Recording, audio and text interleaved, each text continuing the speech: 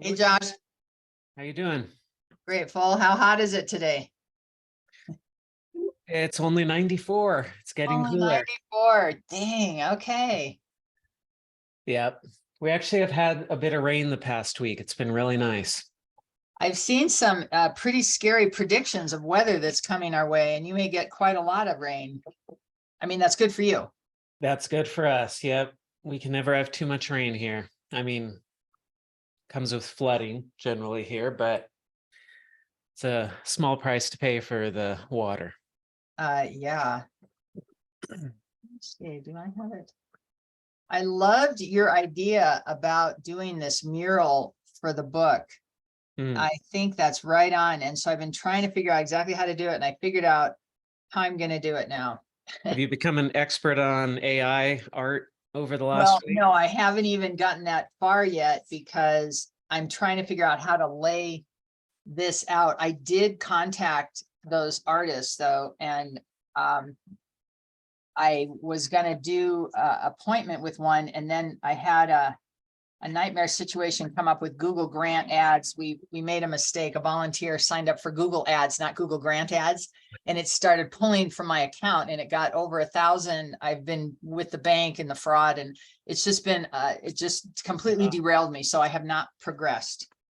You know, we had an incident with a client, my marketing agency, the other day where the client got charged like 15 grand, like immediately. It wasn't Yes. Google ads, but it's something related to a Google service. Yep. But we contacted them and we explained the mistake and what had happened, and they just immediately refunded it. Like, no problem. What's that phone number? Because It's a totally different department though. It's just, but that tends to be the way that Google and a lot of these corporations work, is if you go in and you say, hey, I made a mistake, can I get a refund? They'll usually just say, yeah, no problem. Right. Well, I did fill out all their forms. I've filled out a thing with the bank. I'm working all fronts, and it's been incredibly time consuming, but someone today told me I need to go to their HR department, find out what department I need to talk to, and then send certified mail. But if you have a phone number of someone in the refund department from your client, that would really be amazing. Well, I mean, they're so big. There's no one refund department. Google Ads is its own business. I got it. I see. Yeah, you're right. Google Ads by itself is a multi-billion-dollar business, and we weren't working with Google Ads. We were working with something else. Yeah. But I just know that that's been our experience across the board with Google and a lot of other companies. Is they're pretty easygoing about giving refunds out if you explain the mistake. So I'm sure, I mean, I've got a URL here, but I'm sure this is probably what you've already done.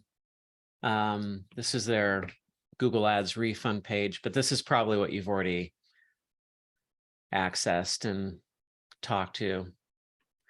They say refunds typically take up to 2 weeks for us to process, with an additional 10 business days for your credit card or bank to credit the refund to your account. There is a contact. Let's see. Yeah, that does look like the one but I'll go do this one. I don't know which one can I cancel my refund request? There's a, at the bottom. See, it doesn't say how to talk to them. At the bottom, there's a button. I just sent you the link. And if you go to this, then it looks like you can put in your question, then it's going to try to get you to look at different web pages to get an answer. But then there's a contact options, and there might be a chat or a phone option there.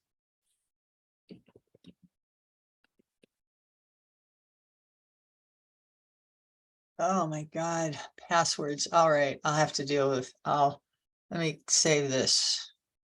Yeah, it's just so painful. It's just, it's such a miss. We're trying to raise money for these bear magnets, and it's just really fucked up.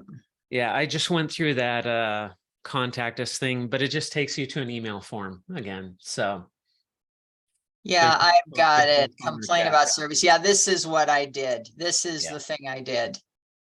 And So, call us, chat, 1 minute wait for a chat, email. you're getting a call or chat option. I didn't get that. So I never got that before. This is brand new that I got this. well, yeah, the chat's usually pretty good. I always opt for the chat. I don't like talking to people on the phone. Well, you know why it's better to go for the chat these days? And I'm not racist, but man, English is not their first language. It's not. And so when I get into India and I explain and I go, tell me what I just told you, it's like, Well, that's not racist. I think that would be a linguist or something. okay, I'm a linguist. It's like I said, and then I find myself saying, can I have somebody that has English for a first language? Because they may say they understand, but when I say, what did I just say? They don't. Yeah, no, I run into that a lot too. I just said, I said, I'm calling about the situation. I said, and she goes, what's your website? And I said, sustaintahoe.org. And I said, so let me ask you something. Now that you know my website, what does that tell you? That your business, no, what does that tell you? That I'm not a business, but see, they're not very quick. Yeah. So I'm trying to help. I was like, do you see why I might have a problem? We signed up for a business ad and we're not a business, and it doesn't even matter. Anyway, yeah. All right. Yeah. Well, tell me more about the book progress. Well, right now I've just I've been rereading it, and I pretty much like what I've got here, although I do need to add the back piece. But here's what I decided to do before I contact the artist. I'm cut the papers that are the size I want. This is the size of the book, and it's full. And then I'm going to tape them all together. And then I'm going to start. It's almost going to be like exactly what you said, a panoramic. It starts with, it's just almost the hazy twilight of time. It's just space and sky. And then you can see water off in the distance. And I was even thinking of having a human, maybe, I don't know how the human is on the first page, but maybe the second page swimming, and then it swims to the end, and then it's walking because now there's land, and then it's picking from a tree because now there's a tree to touch.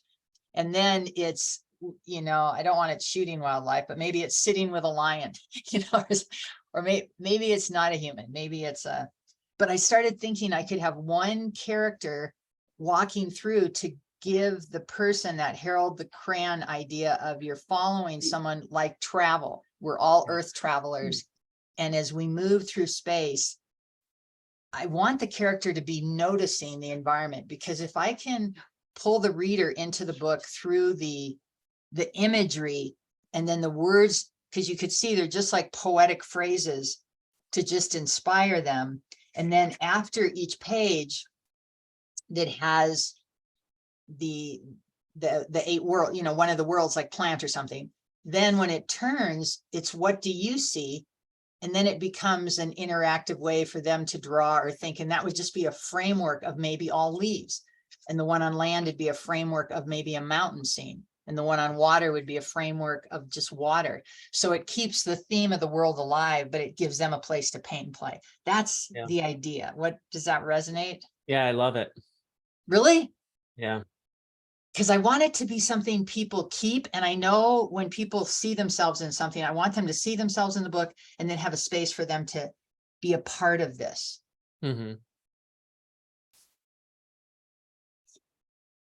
Anyway, I'm pretty excited. And my idea is once I get the basic, prototype better than what I showed you, this next better version, then I go talk to the artist, show them and see if they can elaborate or do it, make it better. And then I'm ready to go find a sponsor to sponsor it as a way. What I want to do is line this up with sustainability and stewardship and travel. And so if I could get a corporation to fund this, and that, because they could maybe have a back page for their, I don't know how this works. This is a part I'm going to need help on, that then this could be free or for some minimal price at every hotel. You know, we start maybe in Tahoe where I'm at, but that's why I don't want it to be Tahoe specific. It's just like sky and water. It could be anywhere. Yeah. But if it was, my goal is the target market is travelers that take home from their travels these new perceptions that make them look around in their own environment and make them think about the value of this layered cake and their relationship to it.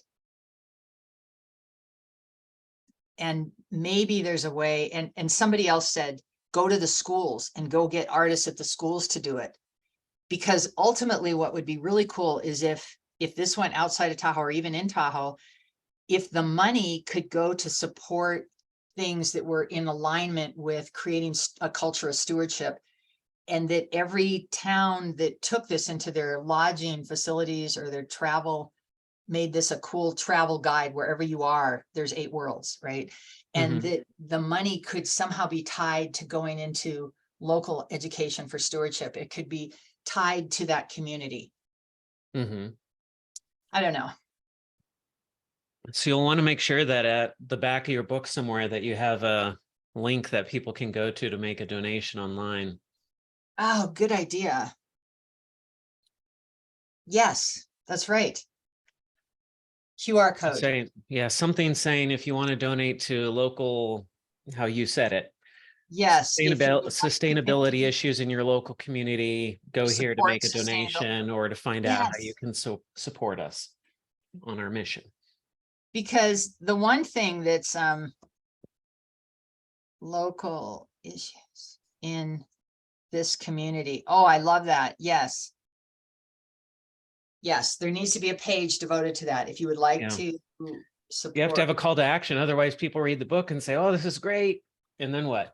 No, there's nothing for them to do. You got to have it really easy for them to say, yeah, I wish I could do something. I would love to help out. Oh, here's a link. Here's a link. And it's not just donate, it's maybe participate or. Yeah, maybe they can give $10, but maybe they can sign up for an email list and get more ideas. Well, like here would be an example of something like that for Tahoe. There's this thing in Tahoe called a snapshot day. The Tahoe, the lake it's a 72-mile road around the lake, and there's 62 creeks that go into the lake. And part of the directive of maintaining the national treasure is they send out, the science center here sends out a team of volunteers to go to each creek, and they do a little science snapshot. Like they test the water, they do a bunch of little science stuff. And I said to them, why don't you enroll the visitors in this? That would help. This is a cool, fun thing. And they go, and so I brought my daughter one time in high school, and she just had her nails done. She go, I don't want to do, she didn't want to do it. But by the time, because she came and there was the scientist there at the, we went through the whole thing. By the time we were done, I said, where's Kayla? She had been picking up trash around the air. See, it was powerful. She had an amazing time. She really liked it. Very simple to do. And they saw it. And now they have started to highlight that when it happens once a year, to hotels. So that's the kind of thing where if you didn't have money, maybe there's a snapshot day in that community that you could probably be a part of, deepen your sense of place. I think there is a huge untapped for-profit opportunity around ecotourism. And I think people are scratching the surface of it, but I think that's all they're doing so far. But it's like people love to go to Tahoe and enjoy the vacation aspect of it.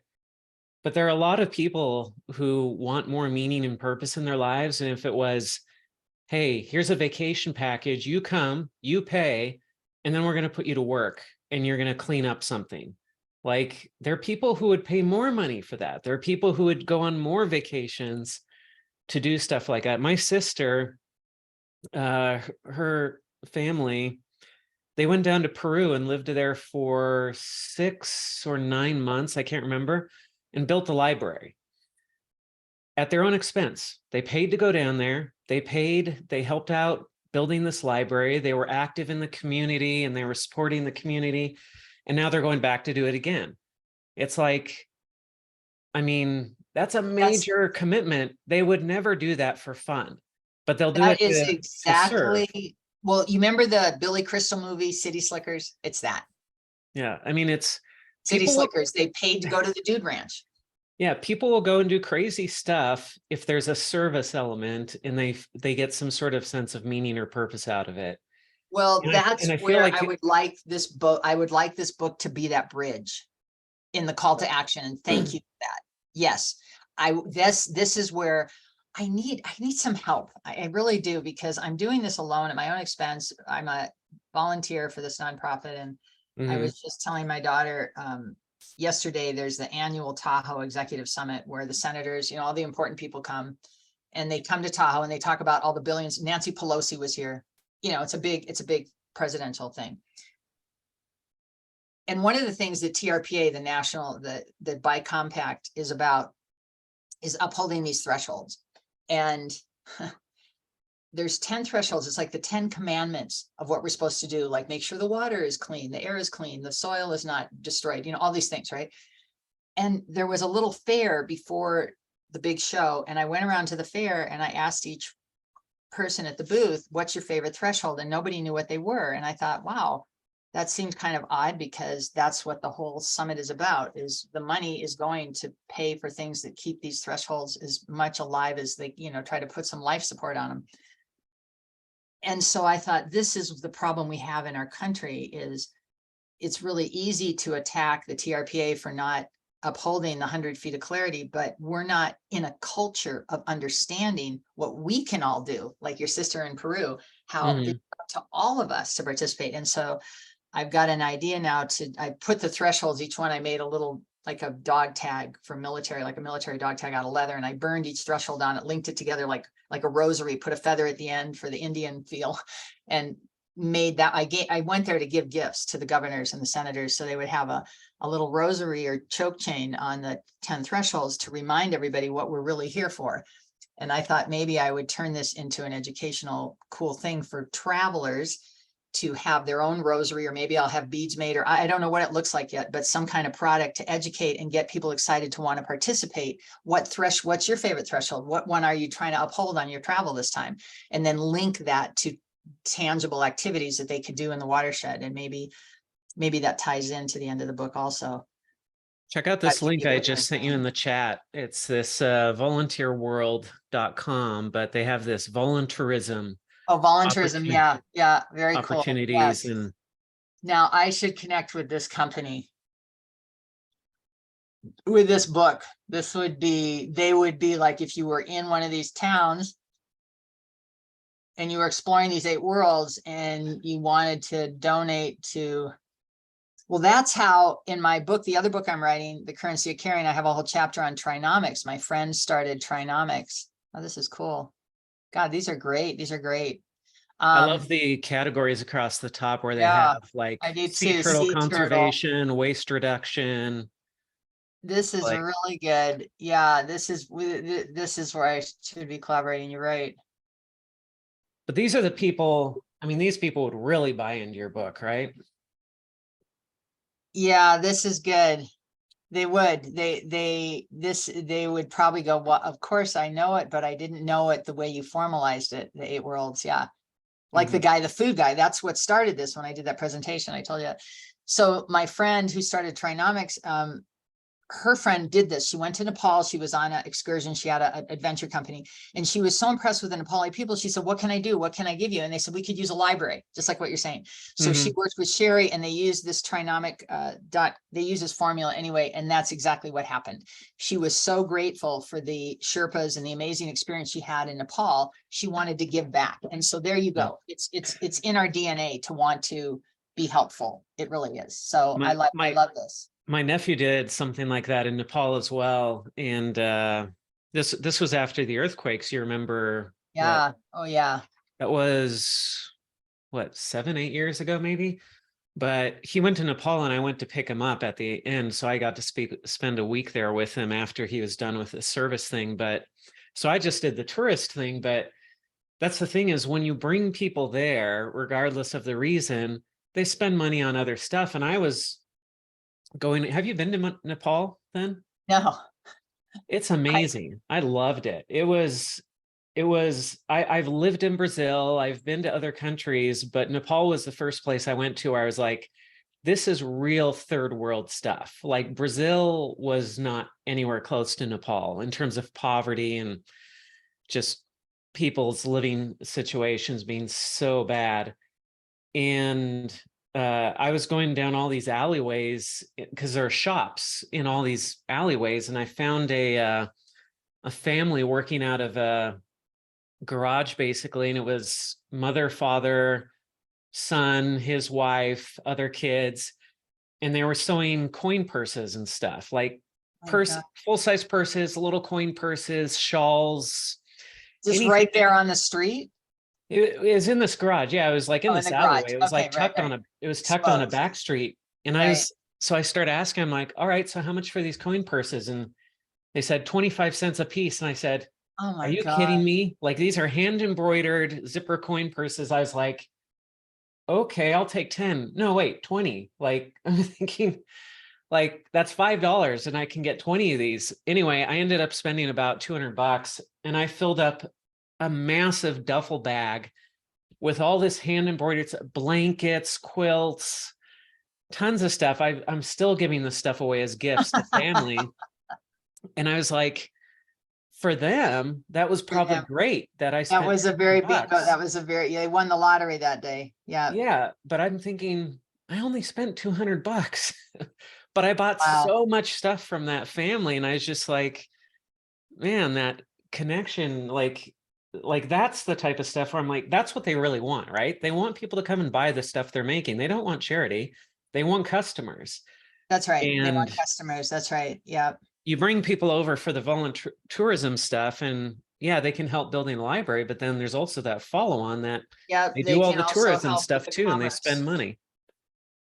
Right. Exactly. Yeah. This is, thank you for that site. That's beautiful. I've got that starred now saved because, I think even though I'm still in the book, in my mind, this book is fairly easy. I saw that our last session and I can do this one. This one can be done by October and I need to step it up and deal with this, get the Google grant thing behind me because it did overdraft. I mean, I know it seems crazy, 1,200 and you're over. Yeah, I'm overdrawn at $1,200. That was too much. I get it. I run a business. That happens to me all the time too.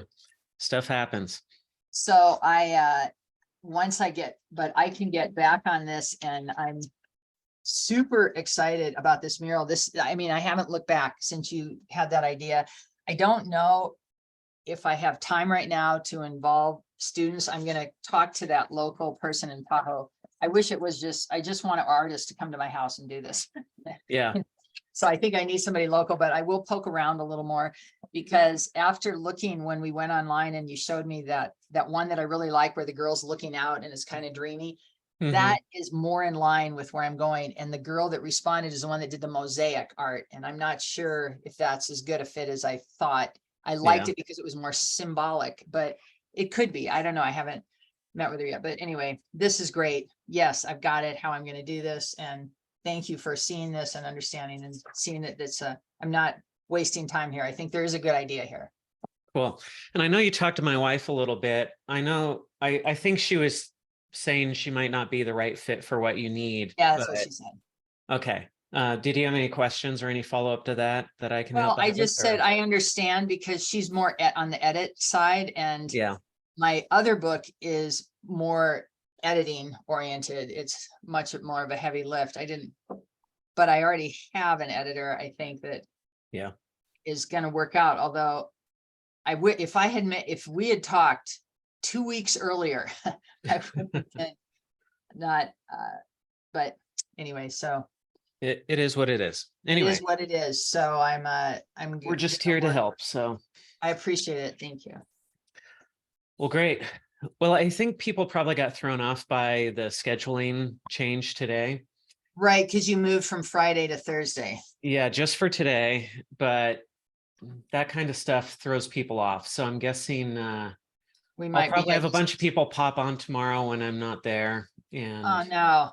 Yeah. It is what it is. But I sent out the email. I tried to give everybody as much of a heads up as I could. So, you did. It's just sometimes people are already preset. That happens to me sometimes that I have a preset for can't do it. But Yeah. this one opened up fine. I do have a seminar at 11. Wait, what time is it? It's 10:26. Right. Okay. So the good news is I am working on my book right now.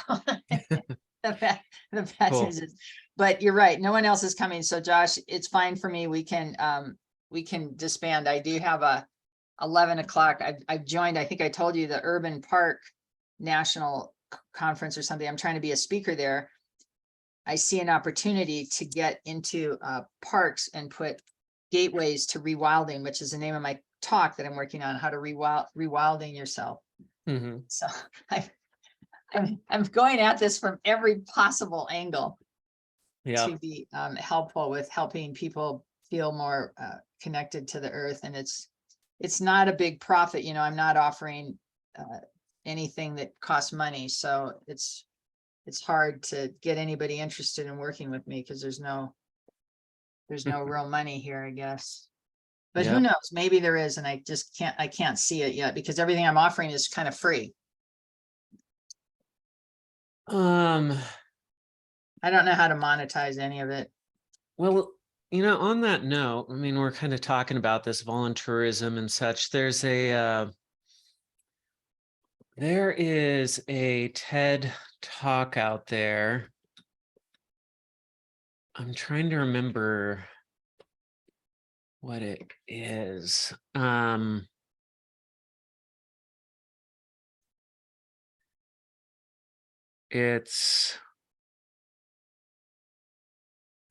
This might be it. Susan, it's not Susan Simrat, the woman on. No, it might be this one, Dan Pelota, The Way We Think About Charity is Dead Wrong. I'm not sure if this is it, but it was basically talking about why are you not investing in tax links? No, seriously. Why are you not investing into one of the... Okay, let me see. Oh, here it is. Okay, I will look at this in a minute. Okay. But basically this idea that doing good doesn't, I mean, well, I mean, it's just me, because basically, you know, there's no profit like nonprofit, right? I mean, look at Bill Gates and all these, there's clearly a ton of money for different reasons in nonprofits. It's not that there's no money in nonprofits. It's just the things I seem interested in doing and contributing. I don't see any monetary, I don't see any way to make money off it. Like, I want this book to be free, or I wanted the money to benefit the communities. I don't know how to financially put myself in any of the pictures, in any of the visions I'm creating. And it seems like everything I do is that way, unfortunately. Or I don't know if it's unfortunate. I mean, that's why I live on my Social Security, I guess, but. well, it's just, it's this idea that what I'm trying to get to is there's this idea that if we're going to do good, we need to give something away for free, or that if we're making a profit, somehow it taints good work. But the thing is, I see what you're saying. There's a saying out there about how the best systems aren't systems in which good people do good things. It's a better system is where bad people are incentivized for their own self-interest to do good things. God, I like that. Yes. And somebody else put it better, but that's the general idea. And what if you can take a good result, a good outcome that you're trying to create, and you can figure out a way that other people can make money and produce that outcome? Because then you get people producing the good outcome, not because necessarily of the good outcome, but because they're selfish. And for selfish reasons, they produce the good outcome. I agree. I like that. Yeah, I need to find somebody that would want to produce this for their own, that would, yes. Yeah. So it's like you can go organize a bunch of people to donate their time to clean up trash, but what if you could figure out how to make money by cleaning up trash? Well, then some company would come along and clean up all the trash because they're making money doing it. And maybe they enjoy cleaning up too and improving the environment, but they're also making money, right? And that's more sustainable because somebody's making money off of it. Whereas volunteerism is inherently difficult. It's tough. You've got to convince volunteers really, over and over and over again. Whereas if somebody's making money, they don't have to be sold on it. It actually ends up that the profit motive creates sustainability if you can line things up the right way. that's, amen. Amen. I completely agree. And that is, you're right. Yeah, there is a nonprofit, Clean Up the Lake, and they're getting a lot of money, I think. I don't know if I think they rely on some volunteers, but I think they get a lot of grants to go clean up the lake. They dive and clean up trash in the lake. So yeah, you're right. But that's a different way of making money, right? Like a That's different. Yeah, nonprofit that's that gets different. That's getting donations. grants, right? Yeah, that's getting grants, but it's more like No, I see how what to you make mean. it I could inherently find- money making. So for instance, to follow that true, like this idea I had on the thresholds, like making these threshold beads or whatever, like dog tags, whatever they are. I have a contact that does this for a living. They put, when you want coffee mugs with your name on it, one of those people, fulfillment item things.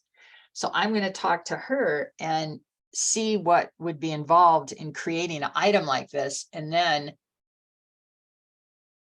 you're right. So then it would be, who would be the person that would be interested, that would see. Right now, what I do is I peddle items that I design and make right here at the house, and I sell them in local stores. And that money is what pays for Sustainable Tahoe, that pays me rent because I'm using my house for the office and the manufacturing. So,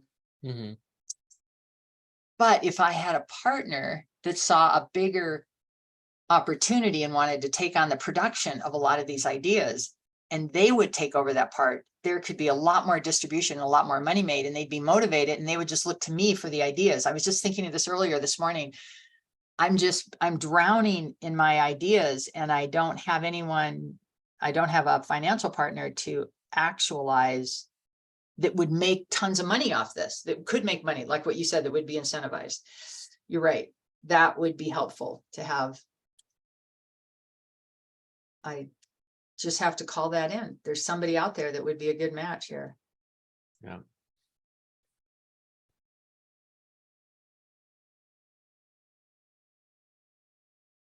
And it may be somebody I just met on an alignable network who produces things. So I think I'll follow that up. That's a good direction. Well, what is the outcome that you're trying to create in Tahoe? The outcome in Tahoe is a cultural shift.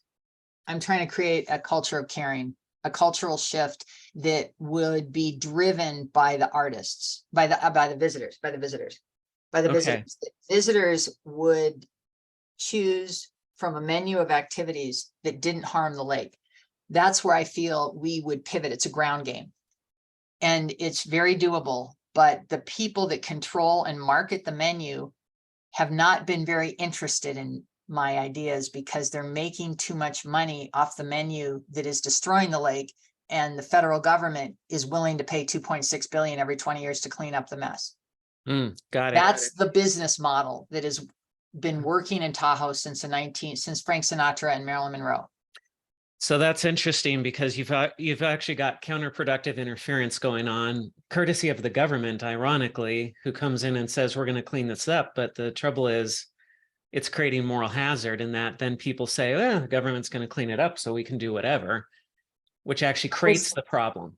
That was what happened yesterday. That's why I went to that thing, and I didn't bring a vomit bag, but I was trying to be not so pissed.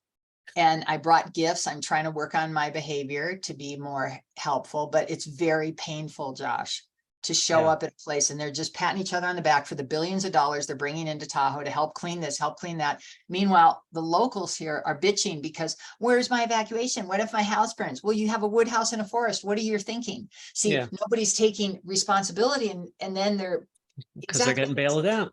Yeah. Here's the culture we're in right now. And tell me if this sounds familiar. I want to get drunk, but I don't want to have a hangover. And if I have a hangover, it's your fault and you're going to pay for it. Right? Yeah. Okay. That's what I'm up against. Well, and if you give them a cure for a hangover, then they're going to go out and get drunk a lot more. And then you've got all the problems that come along with drunk people, right? No, why did you say that? Oh, no, you're right. And it's so hard because how do you cut people off from that? I mean, to go to people and say, we need to turn down this government funding because it's creating this problem. People are going to be like, are you kidding me? The government's giving us free money to clean this place up and you expect us to cut that off? It would actually be the best thing because it would force a change in the culture. Because then, I mean, right now people are making money off of the problem rather than making money off of the solution. Yes, that's why they boycott me from the conferences. That's why I'm not invited to be on the steering committee, because I bring the solution. I show them how easy it is. It won't cost any money. We don't need this money that's feeding all these organizations that are just being accolade. Oh, look at, they cleaned up trash. Oh, they cleaned up. Don't clean up the trash. Don't clean it up. Change the behavior in the front. If I go to your house and don't take off my shoes, you're going to vacuum. When people come here and don't take off their shoes, that vacuum means 2.6 billion. Yeah. That's what I'm up against, Josh. That's a toughie, because I mean, my question would normally be like, what's the solution and who are the people who make money off the solution?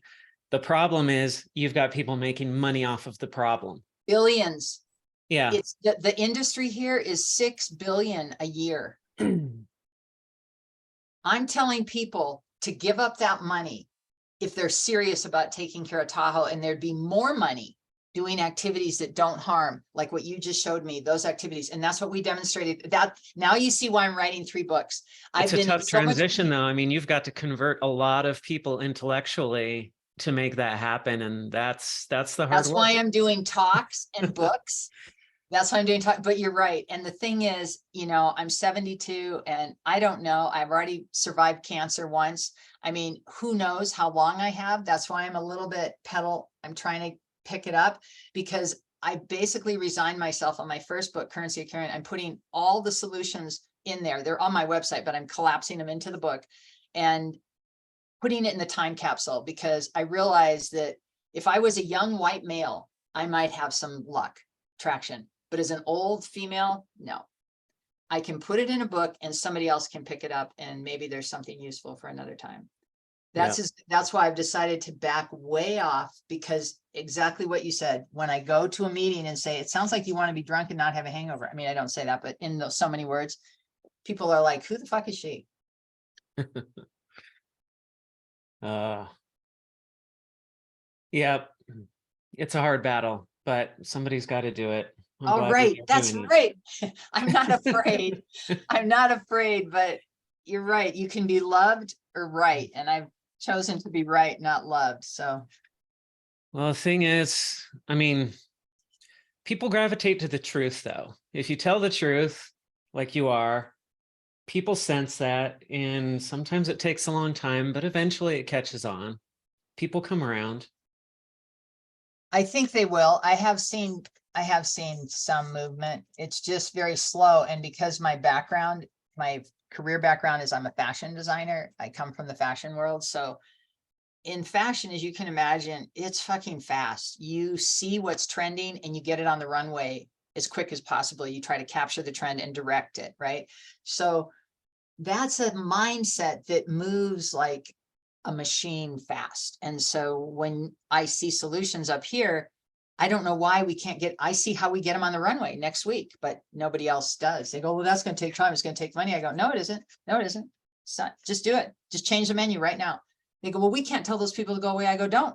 Just put different things on the menu. Only market the things that are helpful for the lake. Nothing else gets marketed. They don't have to, you don't fire them. They can still be here, but no one's going to rent a jet ski. It's just not going to be cool. You're just going to change what's cool. Well, I don't know. You can't really do that. Well, then don't bullshit me about you're all about sustainability when you're promoting jet skis and oily boats and yeah. Thus, my book.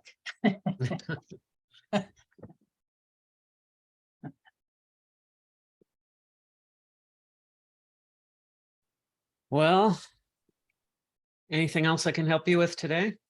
Oh, that's been amazing. This has been incredible. I'm really grateful. No, I'm stoked. I've got I'm sketching it out now. I've got my mural built. See, I've got the Awesome. mural built exactly the size I want, and I'm sketching out the plan in a light pencil, and then I'm going to go and paint this and go find an artist. So this has been great, and I appreciate those sites and your empathy about my mission here. But I appreciate that you also see that it's not irrelevant. There is a value to it. Thank you, Yeah. Josh. Well, thank you. You're doing the hard work. I just have the easy part here. I just get to spout off and then you go do all the hard work. Well, thank you. All right. Well, I guess I'll go on then. All Talk to you. right. See you next Sounds week. good. Okay. Thanks. Talk soon. Bye-bye.